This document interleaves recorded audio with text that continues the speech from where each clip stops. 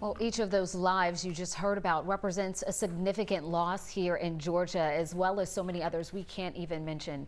Today, the state reports another 33 deaths. Right now, we are averaging a loss of an additional 47 people each day. That's down from the previous week, but still greater than we would hope. But there is one bright spot. 11 Alive obtained the latest White House coronavirus task force report. And for the first time, Georgia is out of the red zone. Cases are slightly up from the weekend with another 1,000 new reports of the virus today.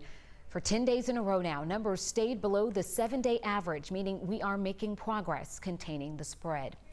We keep track of the latest numbers every day on 11alive.com for you. Just look in the special coronavirus section to see the trends in communities across the state.